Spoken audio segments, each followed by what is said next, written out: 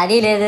పైగా నా విగ్రహాన్ని కొనడానికి పెళ్లి సంబంధాల్లో పిల్లని చూడడానికి వెళ్ళినట్టు పొలోమను 10 మంది వెళ్తారు. అందులో ఒకడికి ఆ బొమ్మ నచ్చిందని, ఇంకోటికి ఈ బొమ్మ నచ్చిందని. నా కర్మ ఏంటంటే అక్కడ ఉన్నవన్నీ నా బొమ్మలే. మళ్ళీ తీరా 10 మందికి ఒక బొమ్మ నచ్చాక అమ్మేటోడు అలుసుగా తీసుకొని 10,000 15,000 అని బాంబు పేలుస్తాడు. ఎందుకురా బాబు ఇంత రేట్ అంటే కలకత్తా నుంచి తెప్పించాం అంటాడు. నాకు అర్థం కానిది ఏంటంటే ఎక్కడైతే నేను కలకత్తా నుంచి అయితే నాకన్నా మునగాడు వస్తాడా, అక్కడ కూడా నేనే కదా.